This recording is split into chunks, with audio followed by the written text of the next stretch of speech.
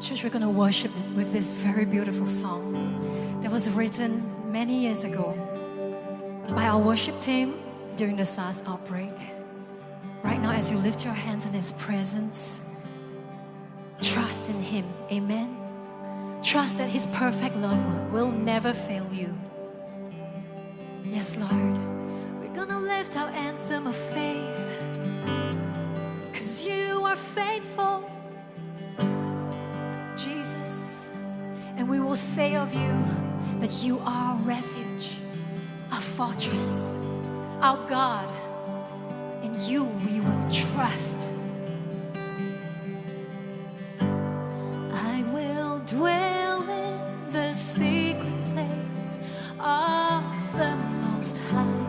I will stay in the shadow of your wings. For Lord, you are my refuge, my tower of strength. My hope is in you. Secure I stand. You will deliver me. Your truth will be my shield. Jesus, you cover me. In your love no fear prevails. I will dwell in the secret place of the Most High. I will stay in the shadow of your wings. For Lord, you are my refuge, my tower of strength. My hope is in you. Secure I stand. You will deliver. You will deliver me. Your truth will be my shield. Jesus, you cover me. In your love no fear prevails. You will deliver. You will deliver me. Your truth will be my shield. Jesus, you cover me. In your love no fear prevails.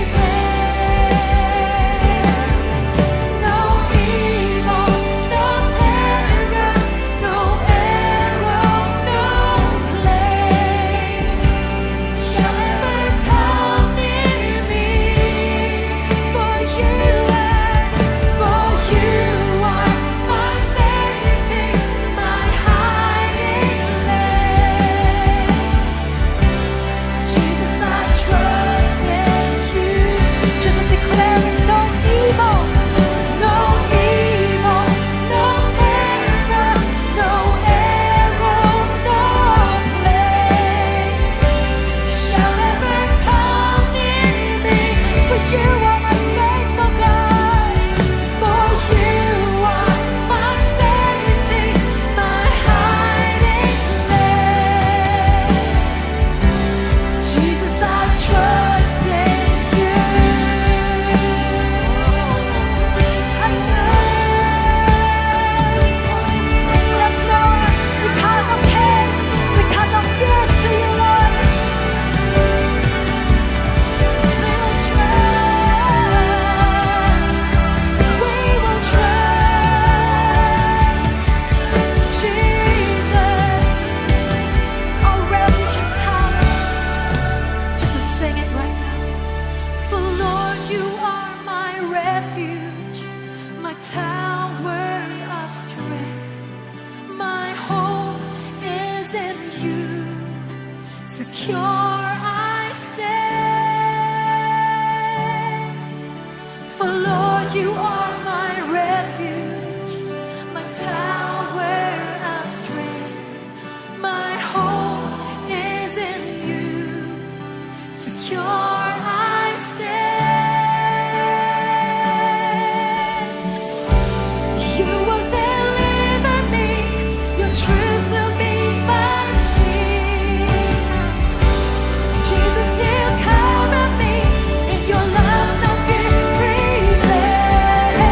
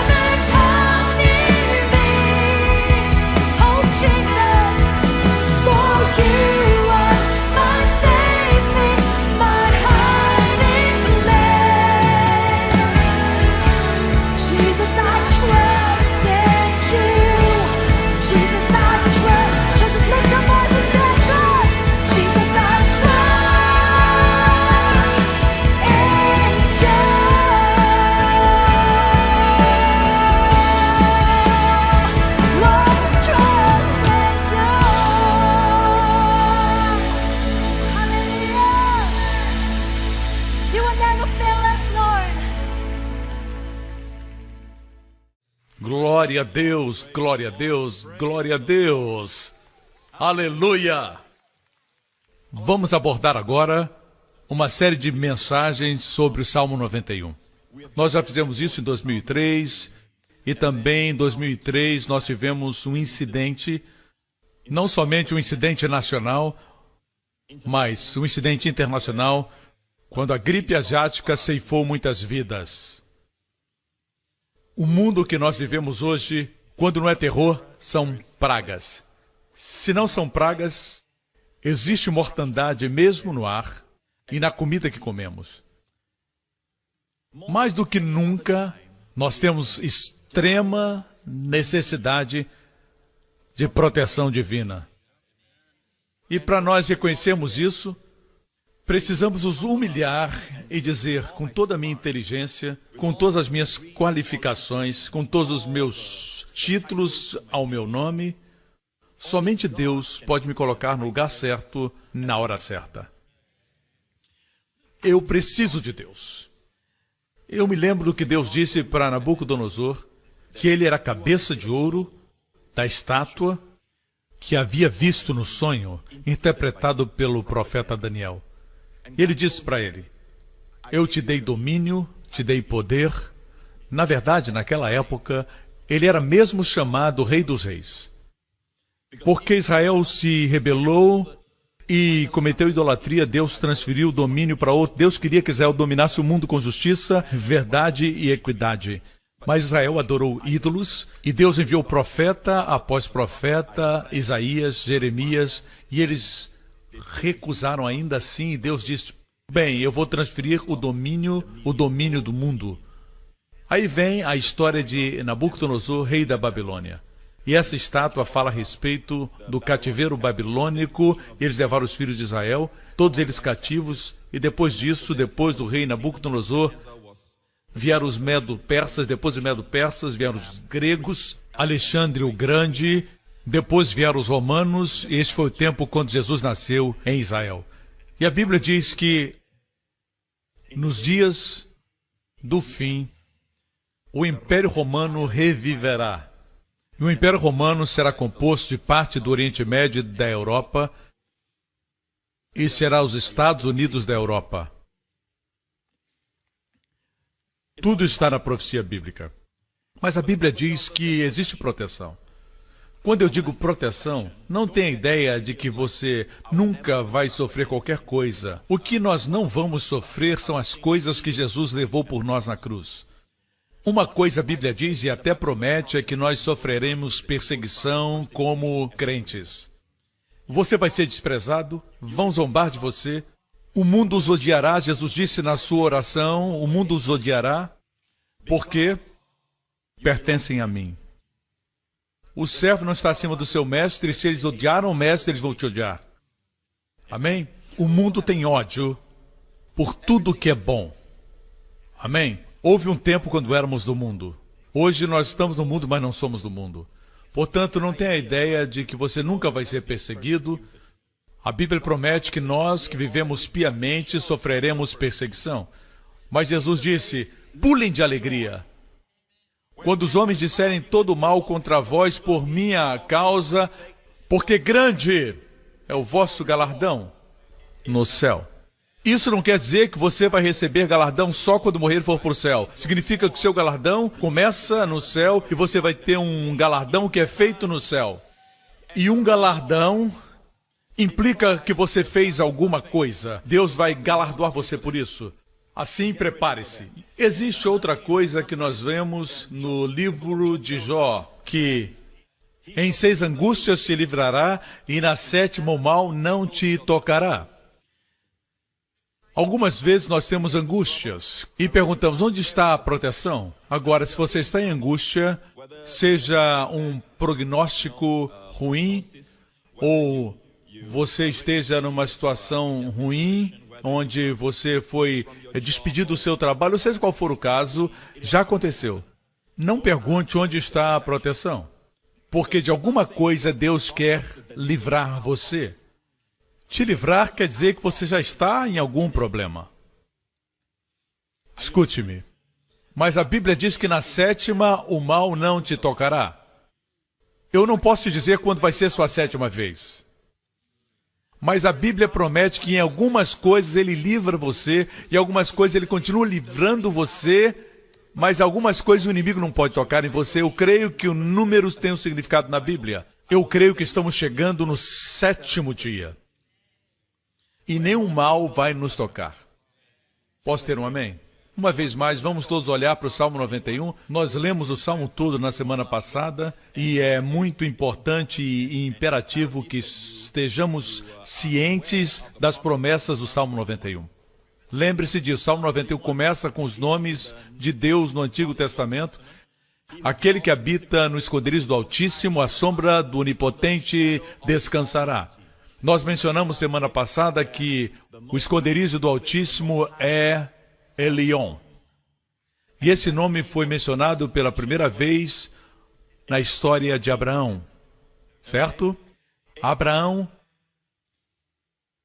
voltou da guerra com os reis. Ele entrou nessa guerra para soltar seu sobrinho Ló, que havia sido cativo. E ele voltou com os despojos, porque Deus tinha dado uma grande vitória, ele e os seus servos. E quem o encontrou? Essa pessoa chamada Melquisedeque, que mais tarde a Bíblia diz que é nosso Senhor Jesus Cristo.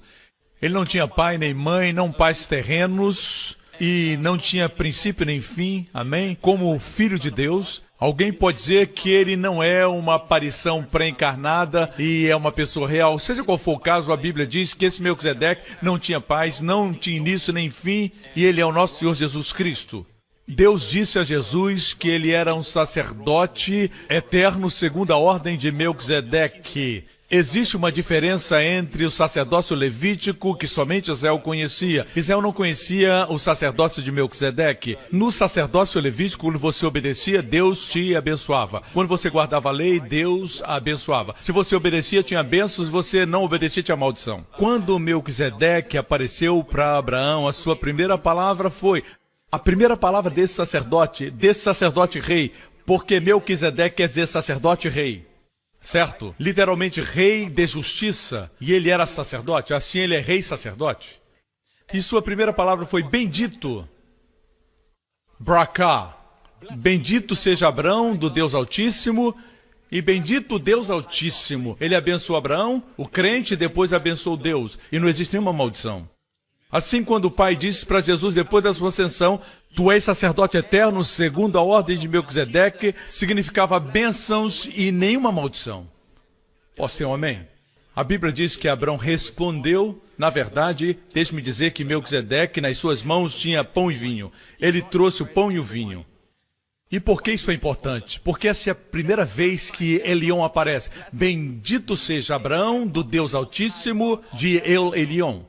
Todas as vezes que qualquer coisa é mencionada pela primeira vez na Bíblia, isso é muito importante, muito mais o nome de Deus. Assim, a primeira vez que Elion é mencionado tem a ver com a Santa Ceia, com reis sacerdotes do Novo Testamento, com Abraão, um crente na fé. Isso é redundante, crente na fé, mas se você é crente, você tem fé, amém? O que estou dizendo é que todos nós somos do novo concerto. E então...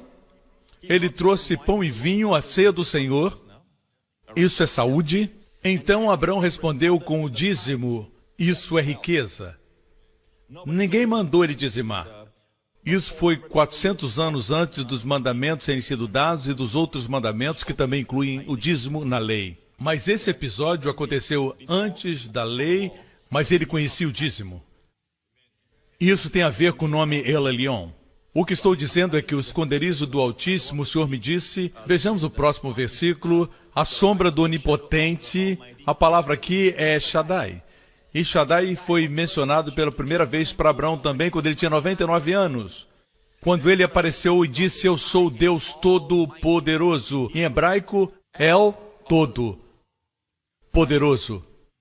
El é Todo-Poderoso. Todo-Poderoso, que aqui é Shaddai. Amém? Todo-Poderoso Deus, aquele que supre tudo, aquele que dá tudo, aquele que tem todos os recursos, amém? El Shaddai, quando ele tinha 99 anos, E essa é a razão porque Deus apareceu para ele finalmente como El Shaddai. Depois de 13 anos, ele tentou produzir resultados pela lei, por Agar. Abraão sabia que Deus era poderoso, mas não sabia que ele era todo-poderoso. Deus esperou até que ele não pudesse mais produzir. Quanto a gerar filhos, então Deus disse, você conhece o poderoso, agora você vai conhecer o todo-poderoso. A primeira menção é na vida de Abraão. Assim o Senhor me disse que a primeira menção do Altíssimo e a primeira menção do Shaddai, e Deus disse o que está no meio. Assim, a primeira vez que o Elion é mencionado, nós temos Gênesis 14. Então, 15, 16. No 17, Deus aparece como Todo-Poderoso El Shaddai. E Deus diz, descubra o que acontece nesses 2 capítulos, você saberá onde é o esconderijo do Altíssimo. Aquele que habita no esconderijo do Altíssimo, El Elion, descansará à sombra do Onipotente, Shaddai. Assim aqui está a sombra. E nós vimos na semana passada que o primeiro capítulo 15 fala a respeito da justiça pela fé. Olhe para as estrelas, Deus diz, veja se pode contar a história. E ele creu no Evangelho, e o mesmo Evangelho que nós cremos, e o Senhor imputou isso como justiça. Assim, esse foi o capítulo 15. No capítulo 16 é a história de Agar. Amém? Lembra da história de Agar? Ela é uma figura do concerto do Monte Sinai. Em outras palavras, depois de ser justificado pela fé, lide com Agar. Não existe como a sua serva ser aquela que cria o seu filho. Sua esposa deve ser aquela que cria o seu filho. Nós não precisamos que a lei crie o nosso filho. O menino precisa de uma mamãe. Nós não precisamos que a serva cuide do marido. Posso ter um amém?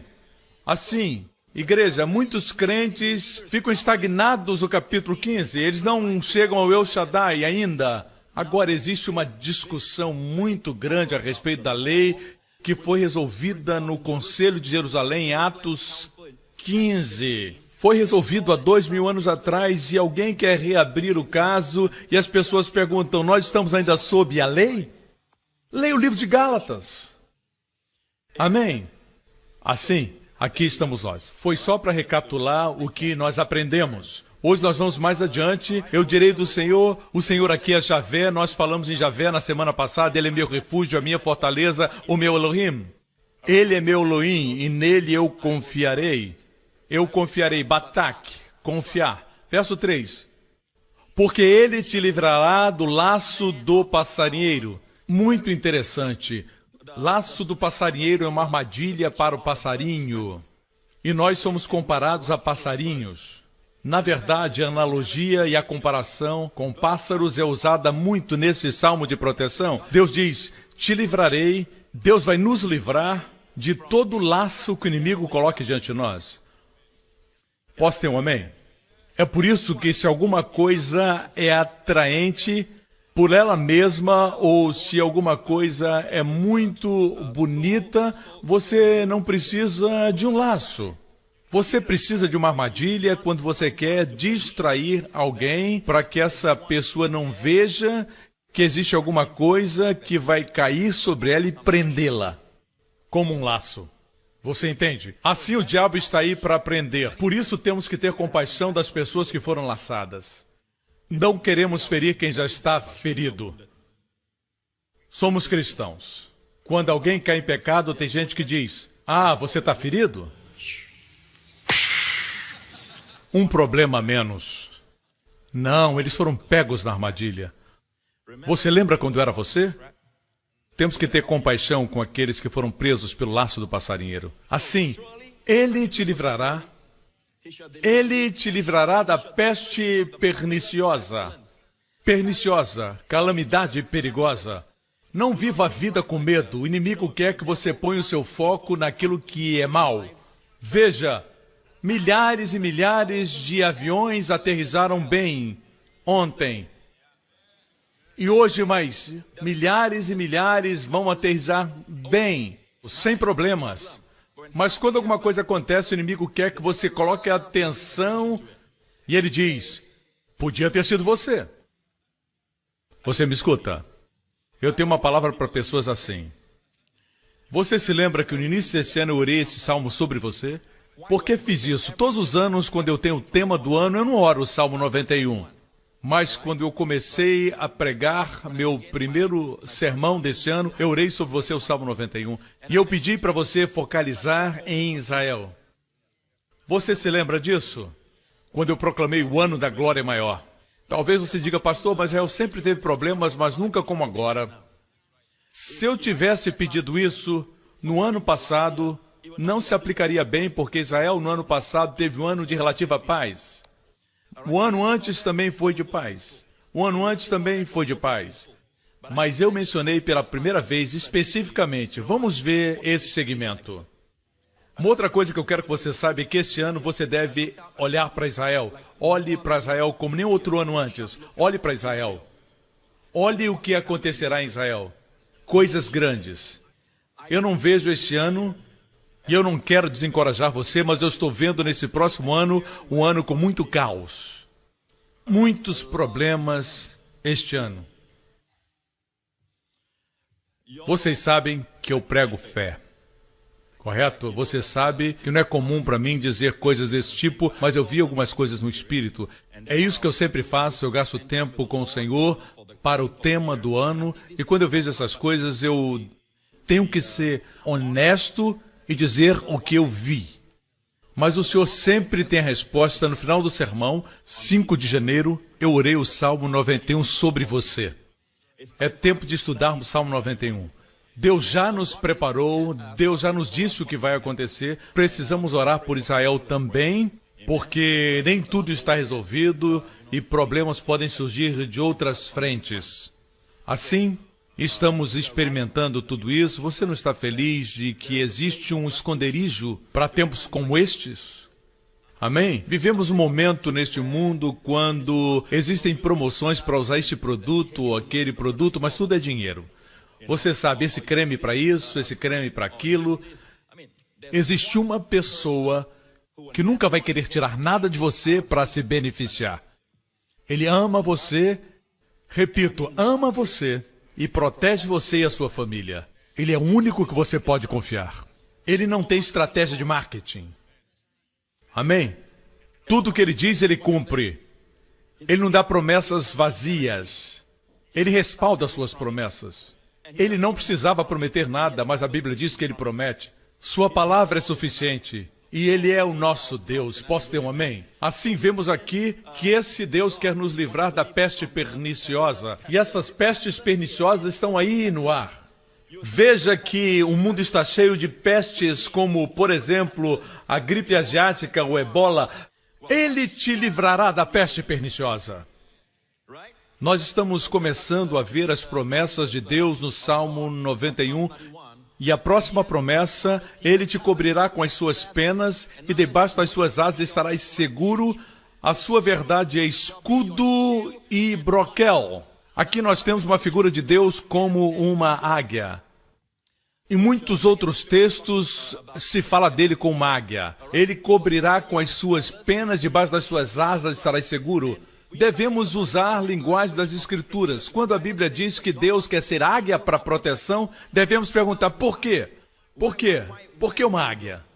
Logo depois diz, a sua verdade é escudo e broquel. Escudo é uma proteção grande que cobre a sua frente. Mas broquel é um escudo interessante que parece que não encaixa bem aqui nessa situação. Os escudos eram usados pelos romanos para proteger a frente. Na verdade, a primeira menção de escudo está na história de Davi e Golias, quando Golias foi para o vale de Elá e ele tinha um soldado carregando o seu enorme escudo. Ninguém menciona o que esse homem fez quando Golias morreu. Deve ter fugido. Esse era o escudo para proteger a frente. Mas o broquel era um escudo que envolvia a pessoa. Que ia ao redor da pessoa. Como nos tempos antigos existiam os fortes que protegiam ao redor de toda a cidade. Broquel, interessante. Sua verdade será escudo e broquel. Agora, quantos sabem que a Bíblia diz que a lei foi dada por Moisés, mas graça e verdade vieram por Jesus Cristo? É por isso que precisamos viver as promessas de Salmo 91. Você não pode estar sob a lei, porque todos os nomes de Deus, nos primeiros versículos, Elion, El Shaddai, foram promessas a Abraão. E Abraão não vivia debaixo da lei. Vocês me escutam, irmãos? Aqui nós temos a graça e a verdade, porque a graça e a verdade vieram por Jesus Cristo. E não esqueça, graça e verdade no grego vieram por Jesus Cristo. Literalmente está no singular, que significa graça e verdade são um. Correto? Deveria ser plural, mas não é. Assim, graça e verdade são um, como água e molhado. Você não pode tocar na água sem se molhar. Não se pode falar de graça sem falar de verdade. É incrível e eu não posso entender porque no corpo de Cristo muito se fala a respeito do favor. Mas favor é graça. Ah, não pregamos a graça, pregamos o favor. Amigo, cariz é favor. Amém? Favor e graça são a mesma coisa. Se você olhar na versão amplificada, todas as vezes que fala de graça e paz, fala de favor imerecido. Favor imerecido. Amém? É graça. Se pregar em algum lugar que as pessoas não aceitam a graça, pregue sobre o favor. E ainda vai pregar sobre a graça. A verdade é essa. Essa analogia aqui de Deus cobrindo com as suas penas e está sob as suas asas, que a sua verdade é escudo e broquel, eu vou provar para vocês que asas de águia são uma figura da graça e da verdade. Assim nós temos Hesed ve'emet, graça e verdade no Antigo Testamento. Sua Hesed se renova cada manhã. A palavra Hesed é misericórdia em algumas Bíblias, em algumas traduções, como a NVI, é amor. Se renova toda manhã. É óbvio que mesmo os tradutores não sabiam como lidar com essa palavra, é muito rica, Hesed. Certo? Assim, em alguns lugares é amor, noutros é misericórdia. Mas em Israel, hoje, existe o Novo Testamento em hebraico. Eu examinei o Novo Testamento e perguntei ao meu amigo para abrir em João 1,17, onde diz que a lei foi dada por Moisés e graça veio por Jesus. Eu olhei e eu conheço um pouquinho e eu vi que é Hesed ve'emet. A mesma Hesed que vem das misericórdias que se renovam todas as manhãs. Davi disse, sua Hesed é melhor do que a vida. Que Hesed veio por Jesus Cristo e é a verdadeira Hesed. Eu disse, é a verdadeira Hesed. Ok? Amém? Aqui, uma vez mais, nós temos Hesed ve'emet. E como eu sei? Porque a palavra penas é em hebraico. E sobre suas asas é kanaf. Kanaf é interessante, porque no último capítulo, no livro de Malaquias, diz que aqueles que temem o meu nome, sobre eles brilhará o sol da justiça e trará salvação debaixo das suas asas. Asas é kanaf, literalmente. Hoje os rabinos dizem que o manto da oração é o kanaf, as asas. Não esqueça que Jesus disse que eles alargam as franjas das suas vestes, mas eles não têm poder. Não compre um manto de oração, porque não existe poder nisso. E é isso que significava quando aquela mulher veio a Jesus e o tocou, porque ela sabia que o Messias é o Filho da Justiça, e quando a justiça fosse pregada, revelaria o Filho, e então as pessoas seriam curadas e receberiam. Assim, Evrá é penas, Kanaf é asas. Nós temos uma referência em que os dois estão presentes, Deuteronômio 32. Em Deuteronômio 32, temos o Cântico de Moisés. Moisés ia passar para estar com o Senhor. Israel entraria, depois da sua peregrinação, entraria na terra prometida através do rio Jordão. E Deus disse para Moisés, vou te dar um cântico, eu quero que o povo cante essa canção. Nos dias que virão e nas gerações de gerações, e se alguma coisa acontecer com eles, eles cantarão essa canção e vão se lembrar de mim. Era um cântico para Israel. E parte da letra diz isso, como a águia desperta o seu ninho, se move sobre os seus filhos, estende as suas asas. Asas aqui é kanaf. Toma-os e os leva sobre as suas asas, ou penas, que é Evrá. Aqui nós temos duas referências e um versículo. Aqui está falando de como Deus os tirou do Egito. Os tirou com asas de águia. Quando preparava esta mensagem, o Senhor me disse para dizer a vocês que Ele ainda nos carrega em asas de águia, quando eles voam. Não tem como falar em voar com asas de águia, com a mãe águia, certo? No chão somente. Não existe águia assim. Não tenha medo de voar. A promessa aqui é que você voará e não morrerá, em Salmos 91. Ok? E aqui, se isso não é o suficiente, está falando a respeito da história de Israel, como começou. Versículo seguinte diz que o Senhor os tirou e não havia com eles Deus estranho. E no 13 diz que Ele os fez cavalgar sobre as alturas da terra. Você sabe o que é cavalgar? Naquela época se cavalgava sobre um cavalo, mas cavalgar nas alturas, eu creio que aqui existe uma profecia escondida. E Moisés, durante o tempo de Moisés não existiam aviões, mas no nosso tempo sim, Deus promete que o seu povo vai voar nas alturas da terra. E voar é um prazer que nós temos, que mesmo Salomão, se vivesse hoje, ele diria: eu não sou o homem mais rico, vocês são. Se Salomão visse a sua máquina de lavar, se ele visse a sua televisão a cores, se ouvisse o seu som, Salomão olharia para o seu iPod, para o seu iPad, para o seu tablet, ele diria: eu desisto. Eu não sou mais rico, me sinto pobre, eu não conheço essas coisas que eu vejo, mas você vê isso e muitas vezes você as menospreza. E você diz: não, eu quero coisas maiores. Você sempre quer alguma coisa maior, mais forte.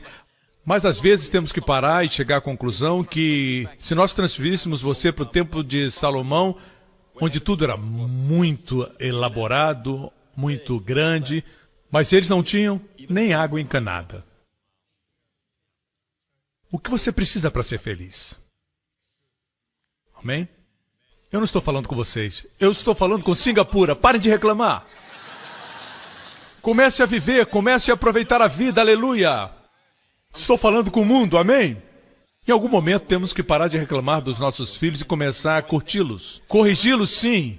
Mas corrigi-los é como retirar dinheiro do banco.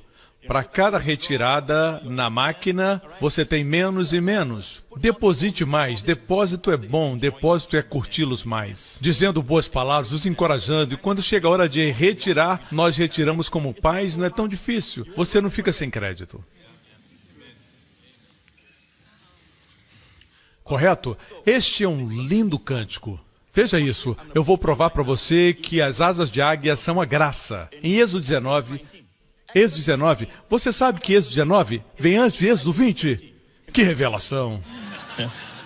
Em Êxodo 20 encontramos os 10 mandamentos. É aí que encontramos os 10 mandamentos. Amém? Onde você encontra os 10 mandamentos? Agora, Êxodo 19, Deus os trouxe, eles vieram do Egito algumas semanas antes, e Deus os trouxe para o Monte Sinai, e Deus os disse... Correto? Deus chamou Moisés da montanha e Deus disse: é isso que dirás aos filhos de Israel.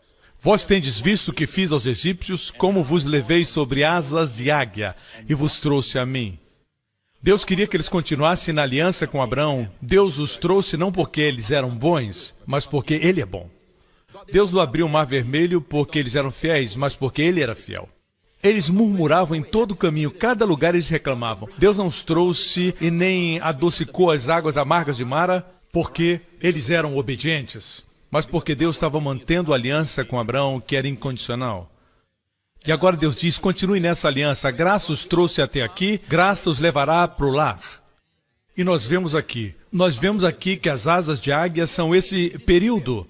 Deus está dizendo, do Egito até o Sinai, eu os levei nas asas da águia. Em outras palavras, o período da graça é o período das asas de águia. Em outras palavras, quando eu estou sob a graça, eu caminho muito mais rápido. Eu progrido muito mais rápido. Amém? Eu cresço muito mais rápido. Minhas bênçãos me ajudam, facilitam as coisas e as coisas são mais rápidas. Se você estudar cuidadosamente a jornada do Egito ao Monte Sinai, era impossível chegarem lá em 50 dias. Impossível. Sem chance nenhuma. Mesmo caminhando. Mas a Bíblia diz que as suas pernas não incharam. durante os 40 anos. Agora estou falando desse período, Egito até o Sinai. Em outras palavras, eles não percebiam, mas caminhavam e subitamente mais montanhas tinham sido passadas. Era uma caminhada sobrenatural. É como estar nas asas das águias. Assim Deus vai carregar você em asas de águias. Vocês me escutam? Você está feliz por isso? Amém? Esse é o período da graça. E a ideia aqui é trazer você para mim mesmo. A forma como Deus nos traz para Ele mesmo é que Ele revela-se a si mesmo em toda a sua bondade, em toda a sua beleza. Isso é lindo. Ele foi o primeiro a entrar na arca de Noé. Ele foi e disse, entra na arca, tu e a tua família. Está seguro, entra com a tua família. E depois das águas baixarem, ele disse, saiam da arca. Ele foi o primeiro a entrar e o último a sair. E eu sempre digo que o herói faz assim. Ele é o primeiro a entrar e o último a sair, tendo certeza que estão todos seguros. Isso foi literalmente o que aconteceu quando os filhos de Israel deixaram o Egito. Tudo isso aconteceu antes do Sinai. O Mar Vermelho se abriu antes do Sinai. As águas de Mara foram adocicadas antes do Sinai. O maná caiu antes do Sinai. A água saiu da rocha em Refidim a primeira vez antes do Sinai. A batalha contra os amalequitas e seus inimigos foi outra história. Mas Deus os deu a vitória. Esse é o período de pura graça. Quando os inimigos vieram contra eles, seja através de um desastre natural ou outra forma, Deus lhes dava uma provisão. Você acha que eles eram perfeitos? De forma alguma. Eles reclamavam, eles estavam murmurando o tempo todo. Murmurar é pecado. Mas Deus disse, eu os levei asas de águias contra todos os seus inimigos, contra toda falta, todas as necessidades. Não é Deus bom? Mas deixe-me dizer que o Espírito de pura graça está conosco agora permanentemente. A Bíblia diz que a lei veio em Romanos capítulo 5, a lei veio para que a ofensa abundasse. Estude a palavra, a lei veio, literalmente para Sugon. Para é lugar. Veio para o lugar. Nunca foi a agenda de Deus. A agenda de Deus era a graça. A lei veio não para nos fazer justos, mas para que a ofensa abundasse. Para que o homem se visse como pecador.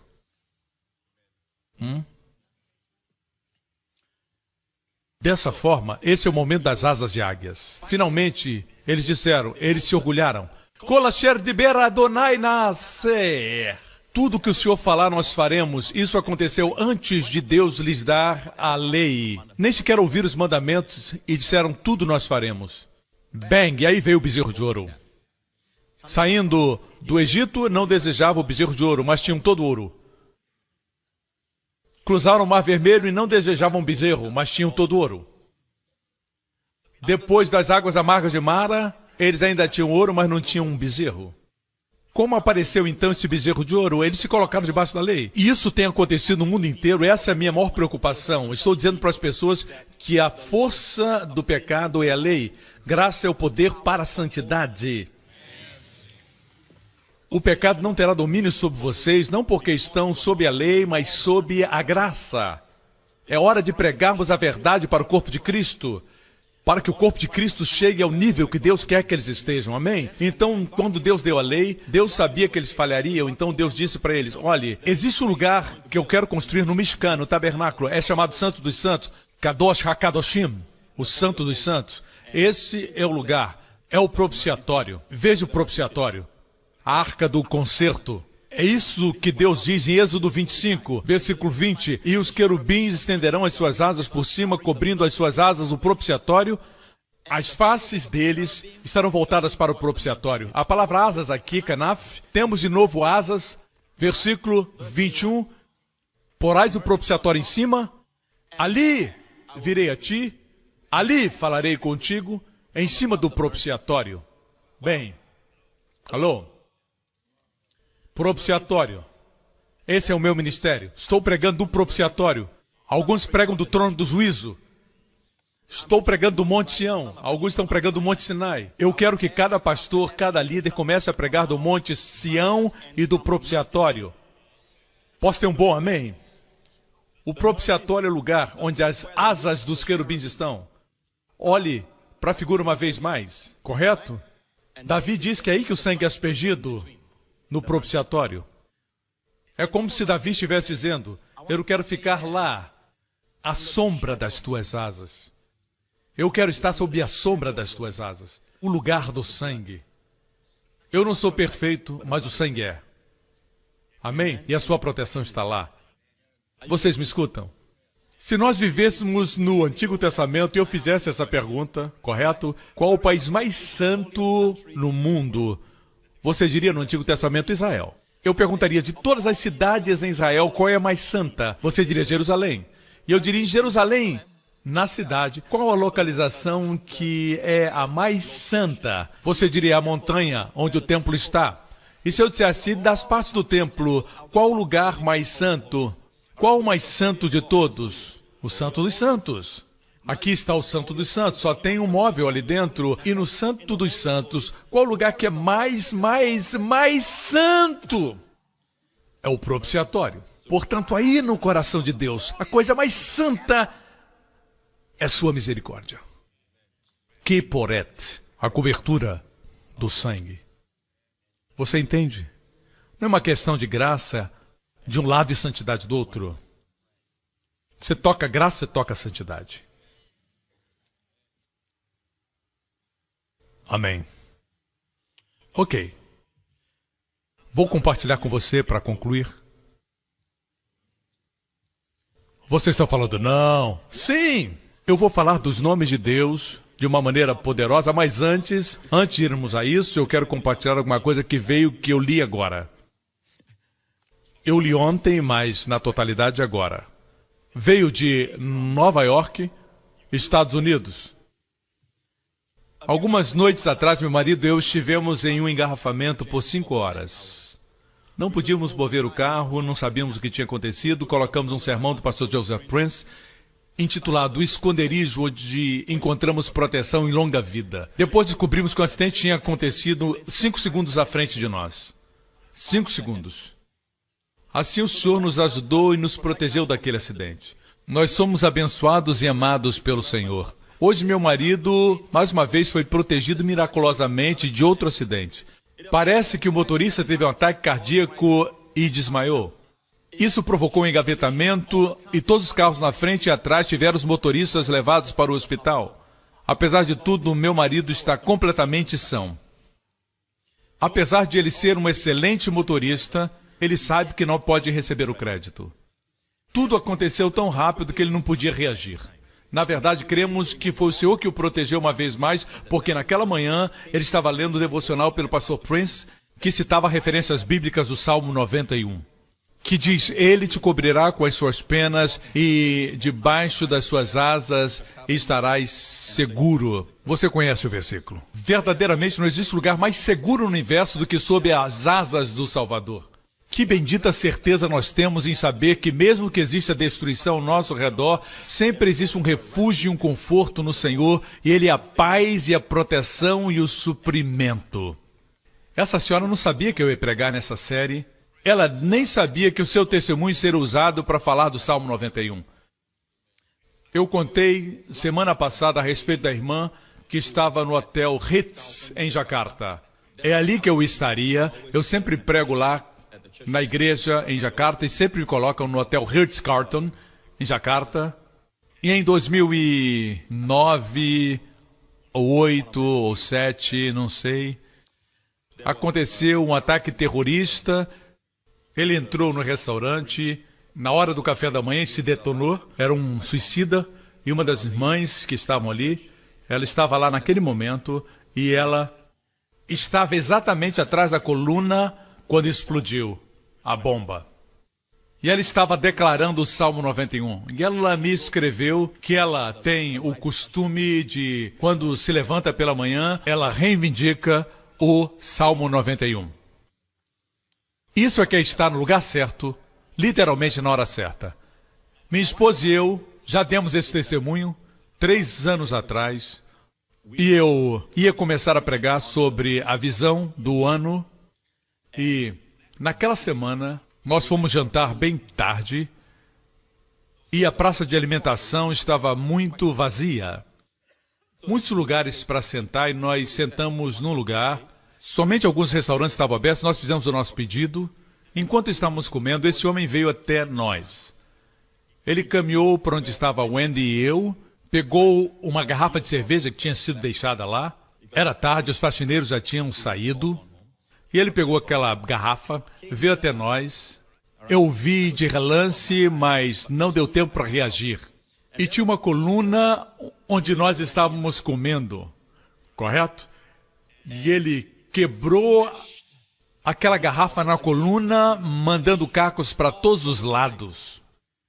Eu me assustei porque ele estava tão perto de nós que eu e o Wendy ficamos assustados e eu ia me desviar, só um pouquinho. Eu sei que a igreja me perdoa, correto? Se eu estivesse sozinho, tudo bem, mas minha esposa estava lá, meu filho. Amém? A gente tem que ser homem. Às vezes tem que brigar para ser um homem. Não. Eu não estou mandando você brigar, só estou dizendo que eu quase briguei. Vocês não são religiosos. Na verdade, eu fiquei de pé, certo? E o sujeito olhou para mim, caminhou rapidamente e eu não pude pegá-lo. Cacos para todos os lados, eu pensei que o Wendy tinha sido atingido ou eu tinha sido atingido. Eu não percebi por causa da adrenalina. Eu estava tentando ir atrás dele, mas estava preocupado com ela. Eu olhei, tinha cacos para todos os lados, mas então percebemos que ao nosso redor existia quase, e o Wendy é testemunha, quase que um círculo. Os vidros pararam. Como se existisse um círculo, dizendo, daqui não passa. E talvez você se lembre que eu compartilhei o tema do ano 3 anos atrás. Esse foi um dos testemunhos. Às vezes as pessoas dizem assim, eu sou um motorista cuidadoso, pastor. Não põe sua confiança nisso. Você pode ser cuidadoso, mas tem bêbados. Tem motoristas adolescentes, gente que corre muito. Não é sua culpa. Eu disse, não é sua culpa. Tem coisas que acontecem que não são sua culpa. Você acha que eu pegaria um vidro e quebraria para ver se Deus ainda me protege? Isso é tolice. Você entende? Não use minha mensagem para fazer estupidez. A Bíblia diz que quando Jesus era um bebê, ele estava sob uma ameaça, os pais obedeceram o sonho. O sonho dizia, leve o bebê para o Egito. Assim eles trouxeram Jesus para Alexandria, no Egito. Eu creio que foi Alexandria. Assim foi lá que eles ficaram até que Herodes morreu. Isso é sabedoria. Eu acredito que o Senhor protegeria o menino Jesus. Mas isso é sabedoria para não chamar atenção. É sabedoria, no momento certo, distanciar-se de problemas. Você não pode colocar sua mão dentro de um balde de cobras e dizer, pegarão serpentes. O que você quer que escrevamos no seu túmulo? Qual o epitáfio que você quer? Estava errado. Certo? Nós já mencionamos os nomes de Deus, é assim que vou concluir. Nós falamos os nomes de Deus. Aqui nós temos no versículo 1, El Elyon, nós temos Shaddai, nós temos Yahvé, nós temos Elohim. Todos esses nomes são muito importantes porque quando Deus apareceu a Moisés, Deus disse, quando eu apareci a Abraão, Isaac e Jacó, pelo meu nome, Javé, eu não fui conhecido deles. Mas por meu nome, El Shaddai. Assim, Abraão, Isaac e Jacó conheciam mais a Deus com El Shaddai do que com Javé. Mas quando estudamos a vida deles, Yahvé era mencionado. Eles chamam o nome de Javé, mas ainda assim a revelação de Javé não era forte. Assim, estudar os nomes é importante. Cada nome tem seu significado. Posso ter um amém? Assim nós temos Altíssimo, Todo-Poderoso, Senhor e Elohim. E no último versículo, Salmo 91, aqui nós temos alguma coisa que Deus me deu muitos anos atrás. Nunca escutei ninguém pregar sobre isso, mas as pessoas dizem que os nomes de Deus estão no versículo 1 e 2, mas no último versículo tem o nome de Deus. Dar-lhe-ei abundância de dias e lhe mostrarei a minha salvação. O Salmo termina com Jesus literalmente. Minha Yeshua em hebraico. Esse é o nome Yeshua. Você pode ver isso? Temos El Elyon, temos Shaddai, e cada nome tem o seu significado, como por exemplo, Davi diz para Golias: hoje o Senhor te entregará nas minhas mãos para que toda a terra saiba que existe um Deus. A gente lê e diz, não tem nada aí. Para nós a palavra Deus é Deus, mas no hebraico, correto? Hoje, Yahvé, o Deus do concerto, entregará você nas minhas mãos para que toda a terra saiba que existe um Elohim em Israel. Existia uma mão de proteção sobre eles, apesar de não conhecerem Deus mais. De certa forma, não era o seu povo, eram pelo concerto, mas não o conheciam. A história de Esther é assim. O nome de Deus não é mencionado na história de Esther, nenhuma vez. O nome de Deus não é mencionado na história. Mas ele trabalhava por detrás das cenas. Deus não podia se apresentar, porque eles viviam no período de Lo-Amim, não eram seu povo. Por causa da idolatria, eles foram levados cativos. A história acontece na Pérsia, que hoje é o Irã. Eles foram levados cativos por causa da idolatria. Apesar de não ser a idolatria de Esther e de Mardoqueu, as pessoas foram levadas. Mas mesmo assim, Deus trabalhava por detrás das cenas. Um dia desses, eu vou ensinar como o nome de Deus aparece em acróstico nos eventos maiores da vida de Esther. Correto? Assim, o nome de Deus é importante. Nós temos Yeshua, o nome de Jesus. Mas nunca esqueça que existe um nome mais que Jesus veio revelar. Isso é muito importante. Da mesma forma que aprendemos no Salmo 91, todas as escrituras do Antigo Testamento devem ser trazidas para o novo concerto. Talvez você diga, pastor, mas eu não conheço todos os nomes de Deus. Tudo bem, filho de Deus. Só existe um nome que você precisa conhecer. Pai. Pai. E esse nome denota família. A Bíblia diz que você não pode chamar Deus de pai a não ser que você tenha recebido o espírito de filiação. Quando você diz pai, todos os temores desaparecem. Veja, volte para o versículo que fala das penas. Versículo 4. Ele te cobrirá com as suas penas, debaixo das suas asas estarás seguro, a sua verdade escudo e broquel. Agora podemos dizer que graça, suas asas são graça. Toda a dispensação da graça e verdade. Assim nós dizemos, Haser Vehemet. Agora, como ele pode dizer, aquele que habita no esconderijo do Altíssimo, a sombra do Onipotente descansará? Vem aqui, irmão. Fique de pé aqui. Agora você está debaixo da minha sombra.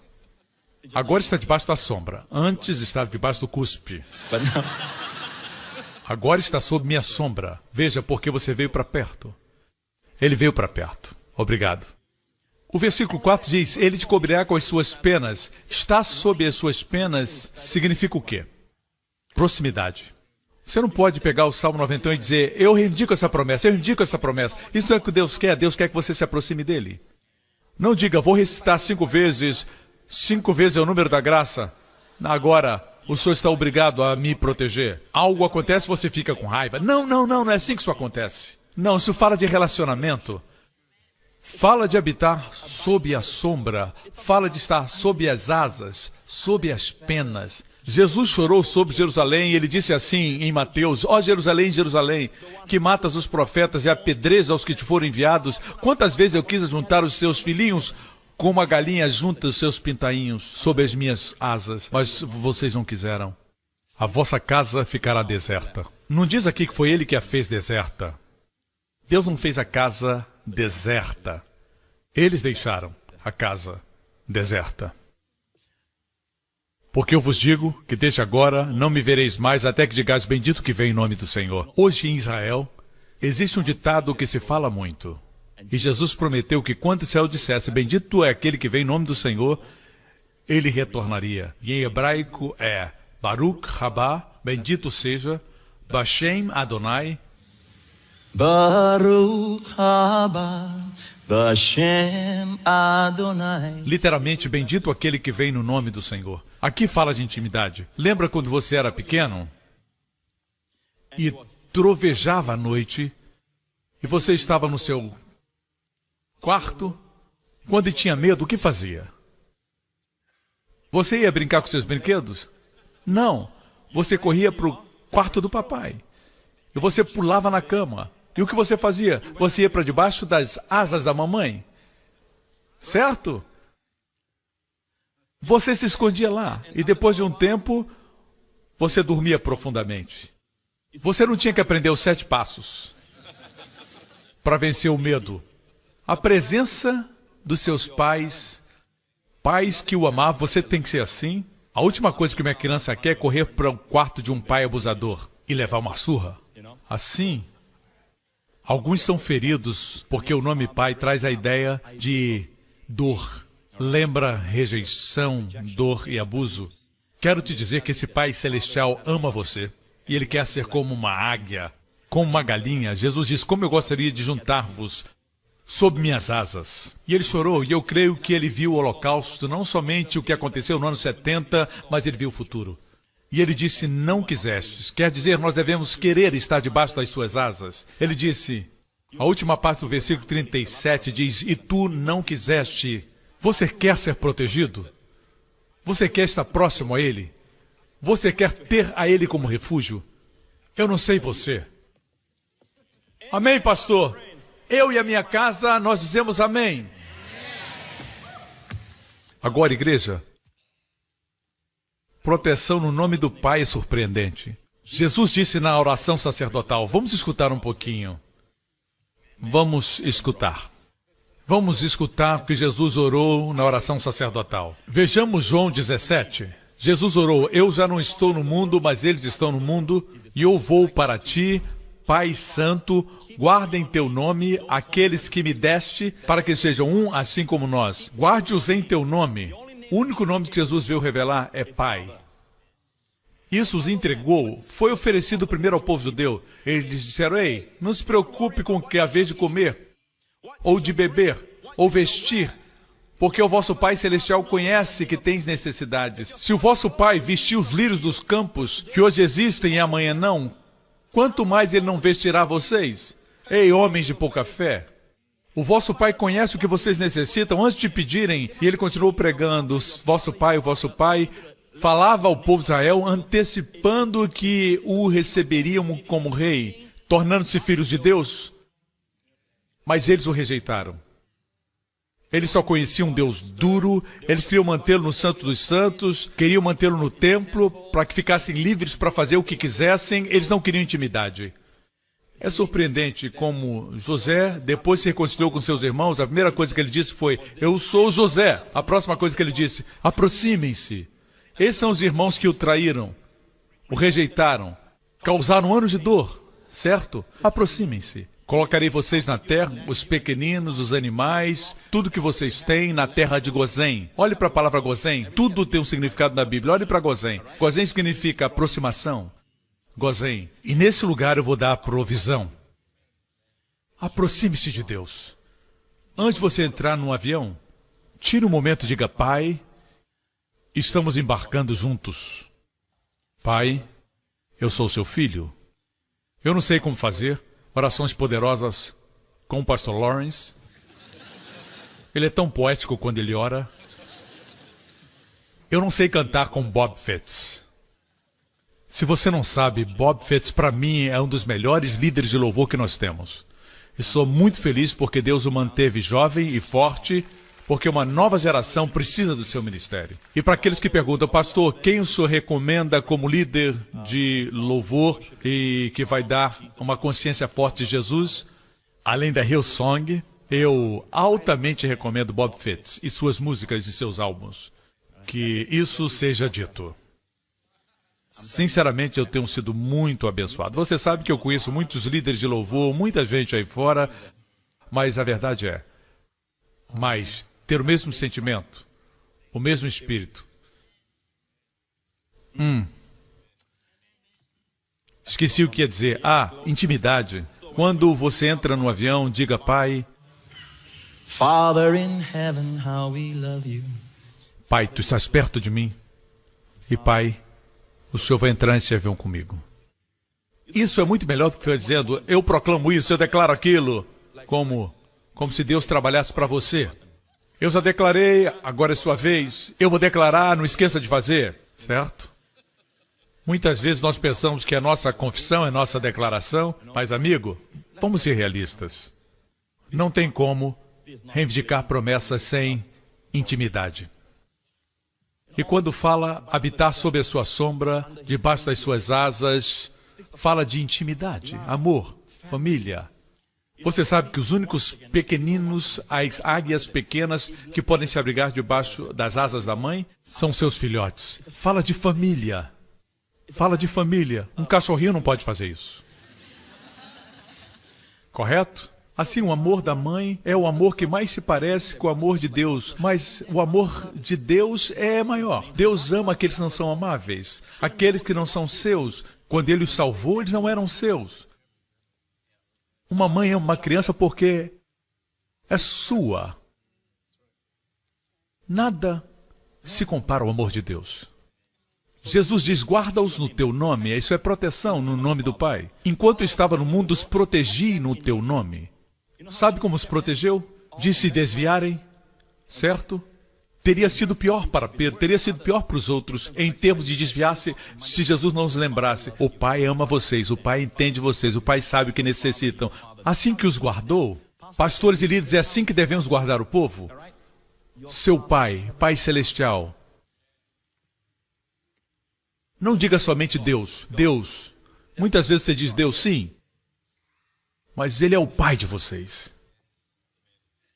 Quando encontrar alguém que está desviado, diga para ele, eu vim te encontrar porque o seu Pai me enviou. Melhor ainda, Jesus disse para os judeus, o Pai conhece o que necessitam. Diga, o Pai me enviou aqui. Amém? Em Israel eles dizem, como é que você é tão feliz? Eles dizem de nós, nosso povo. E eu digo para eles, o Pai de vocês e o Deus de vocês nos enviou. Vocês parecem ser ricos. Eles pensam que somos ricos. Parecemos ricos. Eu acho que eles pensam assim porque nós não comemos somente um peixe de São Pedro. Comemos 2. 3. Certo, Matthew?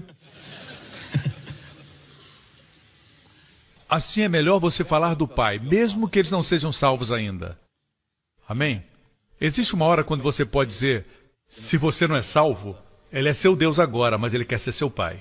Dizer em fé como Jesus fez. Durante o tempo de Jesus dos Evangelhos, ninguém era nascido de novo. Assim Ele orou por Israel e Ele dizia, nosso Pai. Ele orava, nosso Pai que está nos céus. E ninguém podia dizer, meu Pai. Depois que foram salvos, podiam dizer, meu Pai. Você entende? Se torna individual. O espírito da filiação. Vamos descer. Não peço que os tires do mundo, mas que os livres do mal. Outra tradução diz, do mal que está no mundo. Não são do mundo, como eu do mundo não sou.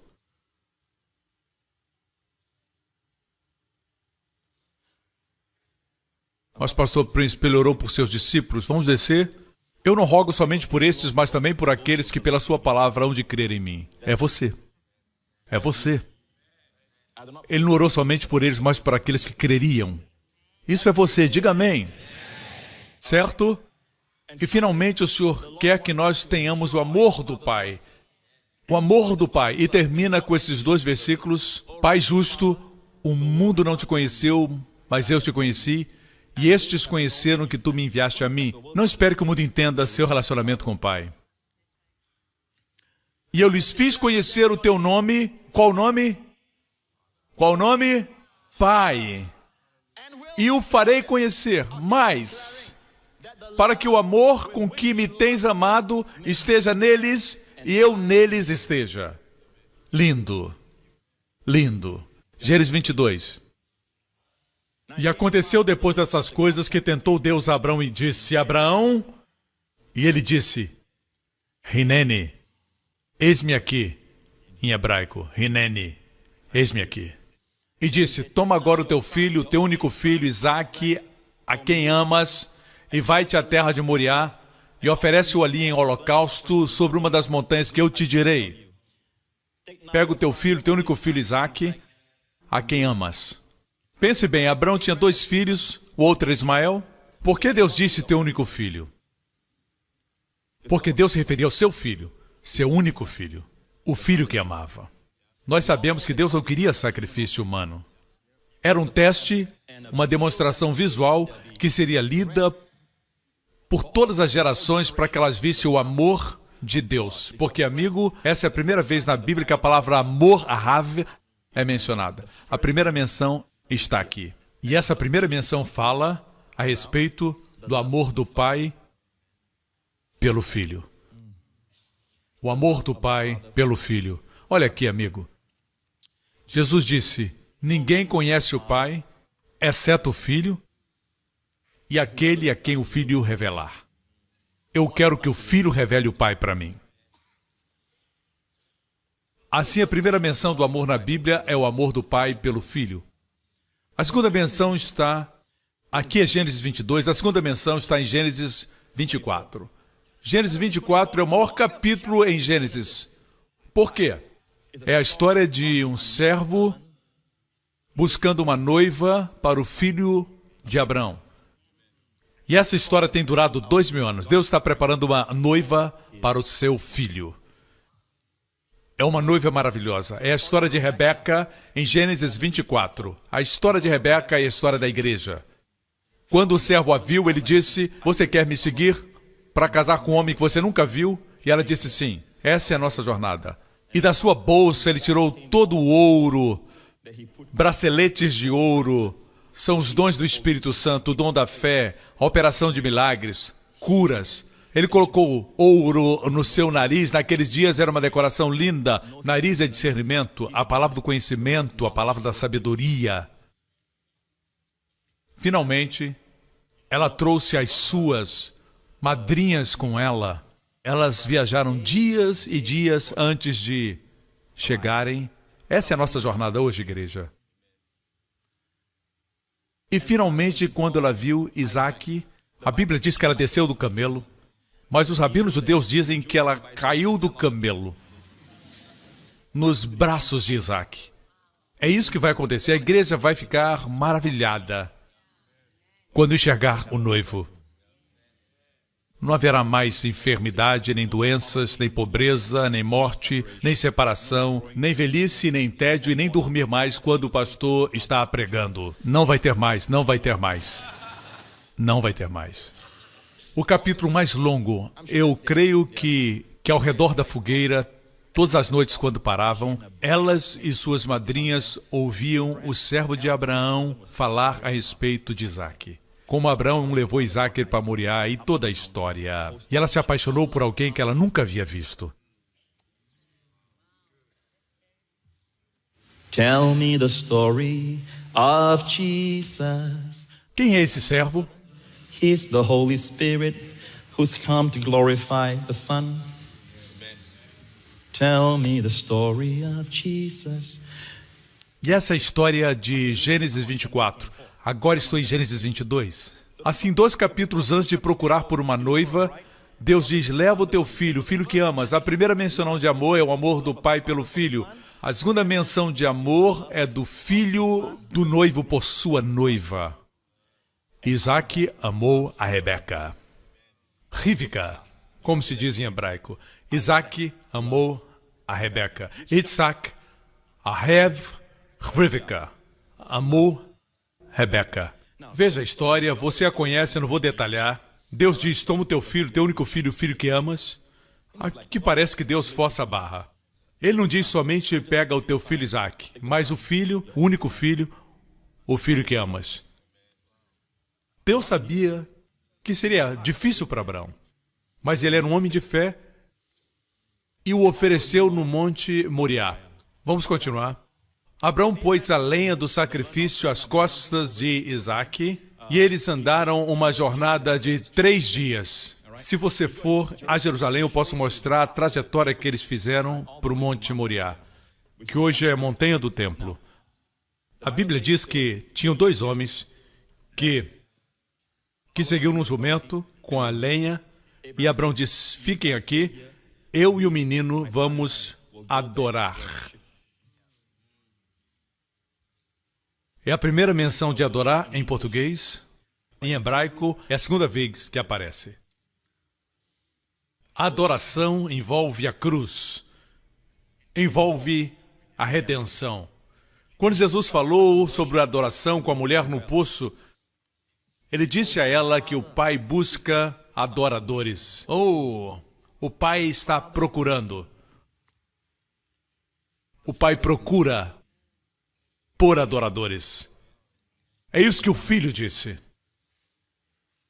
E ele é o Filho que Deus ama.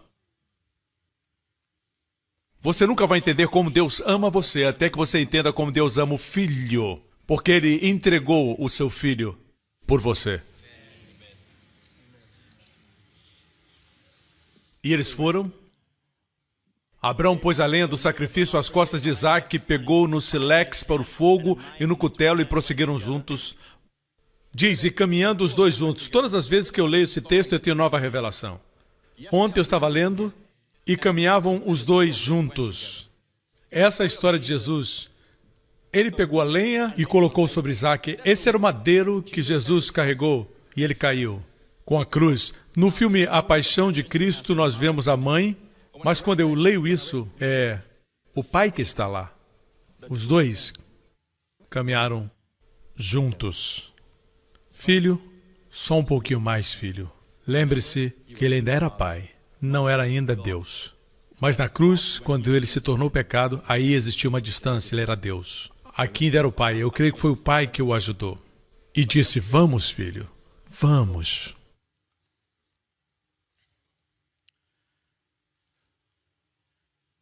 Isaac falou com Abraão, seu pai, e disse, Avi, meu pai, Hineni, Beni, aqui estou, meu filho.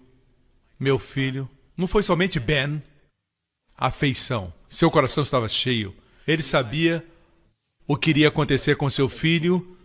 E ele disse, Avi, meu pai. E ele disse, Hineni, Beni, aqui estou, meu filho. Veja, temos lenha, temos lume para o fogo. Mas onde está o cordeiro para o sacrifício? Onde está o cordeiro para o sacrifício? E Abraão respondeu, meu filho, Beni, Deus proverá para si o cordeiro para o sacrifício. Assim caminharam, ambos juntos. Eu já li muitas vezes, a Bíblia é incrível. Quantas vezes você lê uma passagem e, bem, você vê uma coisa que nunca viu? No caminho para a cruz, o Pai sofreu tanto quanto Jesus. Mas tinha que ser feito. A resposta que deu não era uma resposta, não existe identidade aqui. Deus iria prover o cordeiro. Ninguém sabe quem é o cordeiro. O filho perguntou, onde está o cordeiro? E o pai disse, Deus proverá um cordeiro para si. Finalmente, no Novo Testamento, João disse, quando Jesus caminhou e se aproximou dele, ele disse, eis o Cordeiro de Deus, que tira o pecado do mundo. Esse é o Cordeiro, Isaac. Esse é aquele que você tipifica. Assim caminharam ambos. Imagine o filho carregando a lenha, assim como Jesus carregou a cruz para sua própria execução. Instrumento de morte, o filho carregou a lenha e colocou lá. Deve ter sido difícil para Abraão. Provavelmente ele cobriu os olhos do menino e quando ele ia enfiar a faca, Deus disse, Abraão, Abraão. Ele disse, sim, Senhor, não estendas a tua mão sobre o moço. Agora eu sei que tu temes a Deus, porque não negaste o teu filho, teu único filho. Veja, como nós sabemos que Deus nos ama? Porque Ele não poupou seu filho, seu único filho, por mim, por nós. A única diferença é essa. Deus poupou o filho de Abraão. Deus poupou aquele velho da dor de perder seu filho, mas Deus não poupou seu próprio coração disso. Ninguém saberá quanto custou esse amor. Jesus, no jardim de Getsemane, antecipando o sofrimento, ele suou ali sangue pelo que ia acontecer. Que pensamentos terríveis! O Filho de Deus deve ter tido o Deus Santo, perfeito, 3 vezes santo, pensar que se tornaria pecado por nós, o fez suar gotas de sangue. A ciência médica diz, os capilares estouram com intensa pressão. Se foi assim no jardim, quanto mais quando ele literalmente se tornou pecado.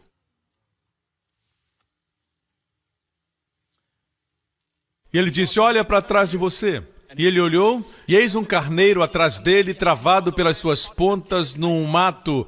E Abraão tomou um carneiro e ofereceu em holocausto em lugar do seu filho. Deus poupou Abraão, mas não poupou a si mesmo.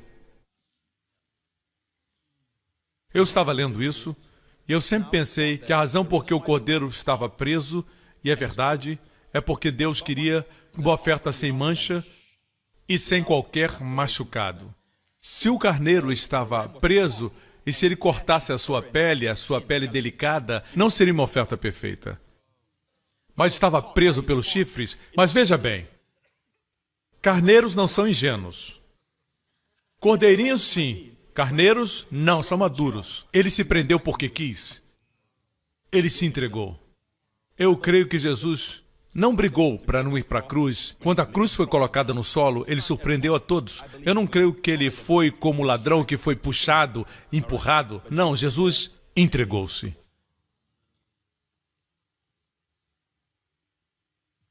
E a palavra mato, o léxico de Gesínio define que mato aqui é galhos entrelaçados.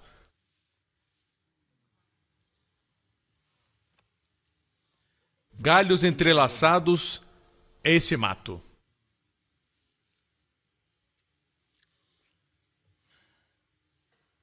Você sabe como termina a história, certo? Quem desceu da montanha? Pai e filho. Eu estou seguro que ele abraçava seu filho, caminhavam lado a lado. Veja como a história termina. E a história termina assim. Então Abrão tornou a seus moços, levantaram-se e foram juntos. Espere. Abrão retornou para os seus moços e Isaque? Não é mencionado. Na mente de Deus, somente Abrão voltou. A oferta foi feita. É uma figura de Jesus Cristo sendo oferecido. É por isso que Jesus disse aos fariseus, Abrão viu meu dia e se alegrou. Você não tem nem 50 anos, eles disseram para ele. Você viu Abraão? Não é que eu tenha visto Abraão. Abraão me viu. Vamos deixar claro. Quem é o maior? Você viu Abraão? Não. Abraão me viu. Abraão viu o meu dia e se alegrou, porque antes de Abraão existir, eu sou. Em outras palavras, quando Abraão olhou para trás, ele não viu somente o carneiro, ele viu o Calvário, uma das maiores montanhas do Monte Moriá. É por isso que Deus tinha essa demonstração visual do que ele faria para salvar o homem de toda a sua impureza. E a propósito, isso se deu depois dessas coisas que anunciaram a Abraão, dizendo, eis que também Milca deu filhos a Naor, teu irmão. Por que o capítulo termina com o irmão de Abraão tendo um filho? E assim que o capítulo termina, você sabe por quê? Continue lendo. Não está aqui. Está 5 versículos depois. Melhor, 4 versículos. E diz que Naor gerou Betuel, seu filho. Betuel gerou Rebeca, a noiva de Isaque. Em outras palavras, Abraão desceu como se Isaque não tivesse descido, mas na verdade Isaque desceu na história. Mas aos olhos do Espírito Santo estava a cruz de Jesus Cristo. E o foco no final do capítulo é na igreja. Sem a cruz, não existe igreja. E a igreja não é um prédio cheio de vitrais. E a igreja é a organização mais poderosa, a mais abençoada, a mais bem-sucedida do universo inteiro. E Deus sonhou com ela. Vamos convidar os músicos a entrarem agora. Você vai experimentar o amor do Pai. Se possível, ninguém se movimente agora. Depois eu volto e vou abençoar você e orar o Salmo 91 sobre você e sobre sua família essa semana. Vamos experimentar o amor do Pai novamente.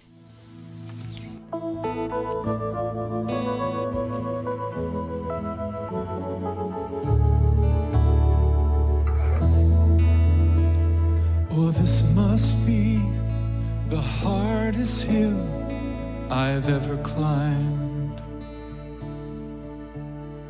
for I must sacrifice you, promised son of mine. And so I go to worship with you by my side, and trust a sacrifice He will provide. And though I cherish you, I must now offer you to Him who is the giver of all good things. And though I cherish you, I will now offer you, for surely He will raise you up again.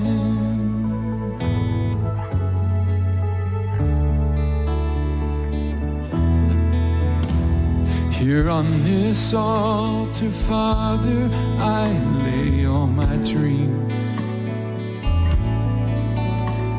and offer back to you this child you've given me. Oh, son, you must believe He's called us to obey, and by His love He'll make a better way. And though I cherish you, I must now offer you to Him who is the giver of every good thing. And though I cherish you, I will now offer you,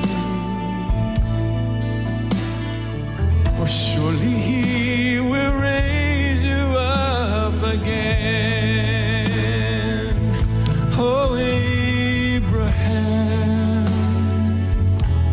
oh, Abraham, now that I know you fear my name, withhold your hand.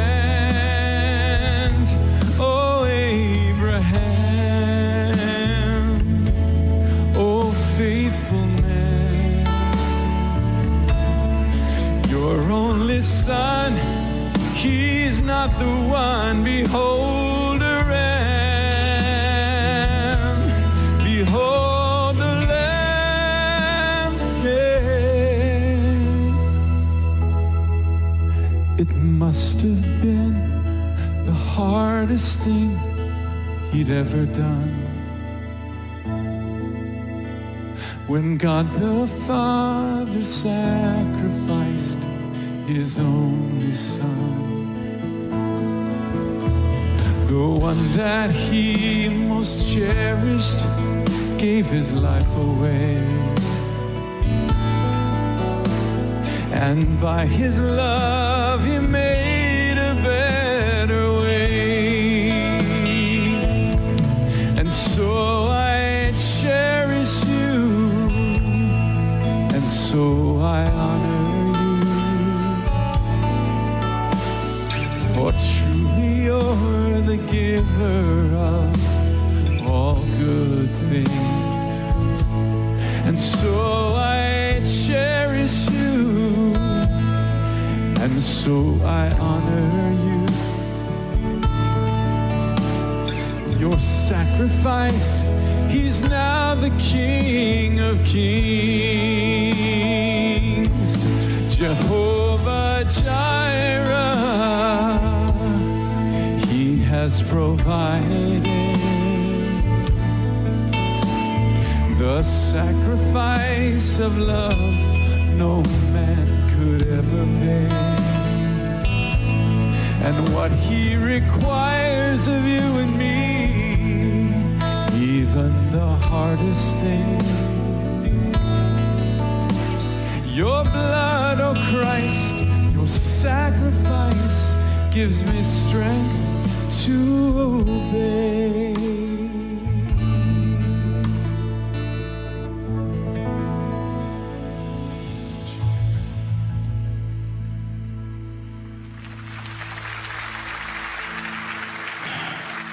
Isso é lindo. Porque Deus amou o mundo de tal maneira. Amou você, que Ele deu o seu Filho unigênito para que todo aquele que nele crer não pereça. Todo aquele inclui todos. Ninguém é deixado de fora. Não importa quanto você tenha se envolvido com o pecado, seu amor te alcança ainda mais. Seu amor é maior do que todos os seus pecados. Sua graça é maior do que todos os seus fracassos. Não estou pedindo que você abrace uma religião. Não é uma religião. É o seu amor. Eu estou te pedindo para abraçar um Salvador que deu sua vida por você na cruz e por todos os seus pecados. Eu te peço que abrace um Pai que ama você, mesmo antes que você o conhecesse. E se esse é você, onde você está, faça essa oração do seu coração agora. Diga: Pai Celestial, eu ponho a minha confiança na obra que Jesus fez. Na cruz, Cristo levou todos os meus pecados. Ele não tinha pecados nele mesmo, mas foram os meus pecados que Ele levou. Foram os meus pecados que o fizeram sofrer. Obrigado, Pai, por o levantar dentre os mortos, como uma declaração que todos os meus pecados foram tirados. Jesus Cristo é meu Senhor e Salvador, agora e para sempre, em nome de Jesus. Obrigado, Pai, eu sou salvo, eternamente salvo, grandemente abençoado, altamente favorecido e tão amado. Em nome de Jesus. Amém. Fique de pé agora. Receba o amor do Pai. Amém. Não deixe que as chamas desse amor, o fogo desse amor esfrie. É por isso que estamos declarando o Salmo 91, que não é uma fórmula, é o amor de Deus. Nessa próxima semana, o Senhor Deus, o Pai, abençoe você e a sua família com todas as bênçãos de Abraão, as bênçãos de Deuteronômio 28, e o Pai, Ele mesmo, proteja você e os seus pequeninos, proteja a sua família de todos os perigos, de todos os males, de todos os acidentes, de toda enfermidade e doença, do homem mau, dos poderes das trevas, dos poderes do maligno. O Senhor faça a sua face brilhar sobre você. O Senhor Jesus brilhe na sua vida e te conceda favor, abundância de favor. Que o Senhor, o Espírito Santo, levante a sua face sobre você e seus amados durante esta semana e lhe conceda a sua shalom, bem-estar, saúde e plenitude. No nome do Senhor Jesus Cristo, e todos digam amém. Aleluia. Deus abençoe a igreja. Lembre que você não sai daqui sozinho. O Pai está com você. Deus o abençoe. Obrigado por sintonizar no programa de hoje. Esperamos que tenha sido uma bênção para a sua vida. Para mais informações sobre o programa da Igreja New Creation, acesse o site ncctv.org.sg. Lá você poderá se inscrever para receber um devocional diário do pastor Joseph Prince. Seja incentivado e fortalecido todos os dias e saiba o quanto Deus lhe ama através desses devocionais. Acreditamos que seu dízimo pertence à igreja que você frequenta e oramos para que você seja grandemente abençoado, altamente favorecido e profundamente amado.